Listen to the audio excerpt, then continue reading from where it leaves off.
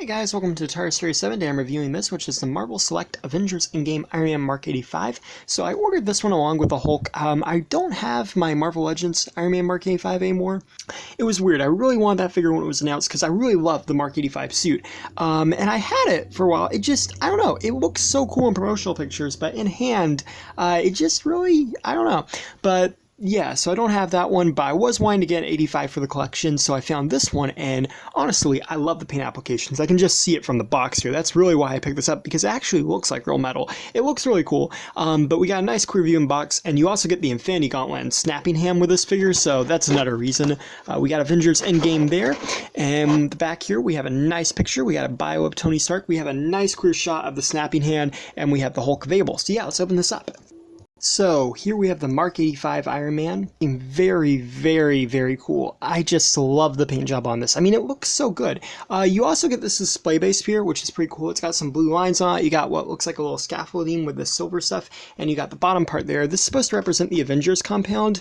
They made these as kind of like a build a compound diorama for the Civil War figures, and they re-released it with Iron Man here. And I think this is so cool. I love that you get a diorama with this. And again, keep in mind, this is only like $22, and you're getting a diorama, you're getting an articulated figure, and the Infinity Gauntlet piece. I really think this is cool.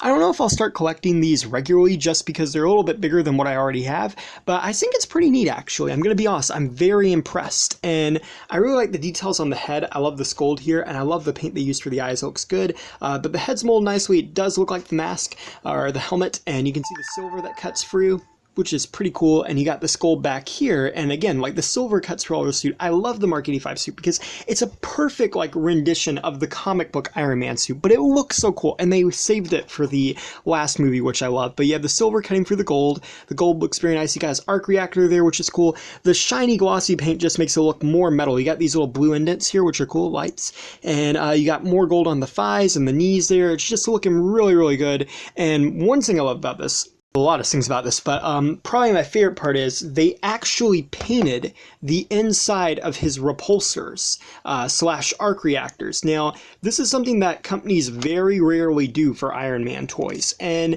it's something a lot of us really like to see. Hasbro doesn't do it. They didn't used to do it, but then they kind of stopped doing it when they make the blast effect piece. Like, they didn't really do it that much either before that, but the blast effect piece is what really took it out, and it's understandable as to why. And then on the bottom here, you have the bottom ones, which are also painted too. I don't think I have an Iron Man figure that actually has painted repulsors or jet blasters on his feet. I think that's really cool. My only complaint with this would be there's no peg holes. So I mean, he stands well. Like you can see in the video, he does stand pretty well, but you know, you kind of have to move him around a little bit. So pegs would have made it a little bit easier. Now, in terms of articulation, you got a 360 at the head. You can look up and down. It's a little stiff, but pretty good. You got 360s the arm, swing out the shoulder, bendability at the elbow, and a rotation at the elbow. You have 360 at the wrist, and they're on hinges. The torso has that weird joint that I honestly don't know what it's called. Man, I should by now, but I don't. The legs come forwards, backwards, and outwards. You got a 360 at the thigh, a little stiff though. You have double jointed knees, which are always really nice, and then the feet move up and down and rock side to side. So in terms of articulation, I would say it's pretty good. I know a lot of people complain about the Select figures articulation, and they're not super articulate like the Marvel Legend figures, but personally, I don't really care because Iron Man's not the kind of character that needs to be cutting backflips every 3 seconds. So, yeah. Now, for the accessories, because there's some very cool ones, you get the fisted hands, which are pretty neat, and you get this alternate arm, which contains the Infinity Gauntlet, and it looks so cool. Now, honestly, I don't know why they released this as an alternate arm, because they could have just swapped the hands, but maybe there's some other reason. And the gauntlet itself looks pretty cool. This is just like the normal hand, and you got the Time Stone, the Power Stone, Space, Reality, Soul, and Mind. The paint on some of the gems isn't as nice as it should be, but still, I don't really mind. The Arc Reactor is sculpted, or the Repulsor is sculpted very good in there. It's not painted, well, it's painted silver, but it looks really good. And, you know, he wouldn't really be shooting it while using this one, so that makes sense. And I really like the details on the fingers, but I'm going to swap out the hands real quick. And boom, you got the Infinity Gauntlet on there, looking very cool. I wish they had included an unmasked head to kind of make it more accurate to the scene, but regardless, I don't really mind.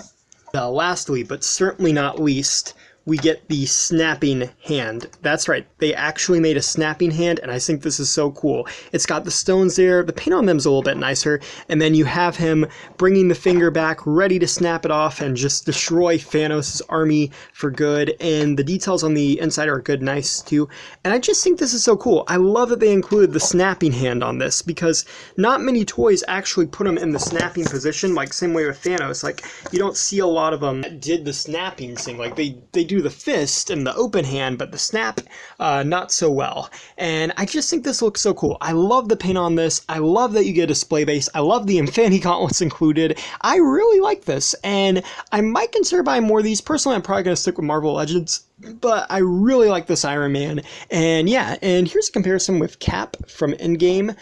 As you can see, he's significantly bigger than my Captain America figure, which is probably why I will stick more to this scale, since it's what I already have. But regardless, I don't really care, because I mean, Iron Man is a, you know, I mean, like, I don't care if he's a little bit taller. I just think it looks really cool, and I'm really glad they made this, because this is a really nice action figure, and I definitely recommend it. But real quick, let's have a comparison with the Hulk figure. As you can see, Hulk's pretty tall. They can actually fit on the base together. There is a lot of room on this base, and it does go up pretty far too, so you don't have to worry about Hulk like being towering over it. I just think this is a really cool action figure, and yeah, thank you for watching. Please rate, like, and subscribe.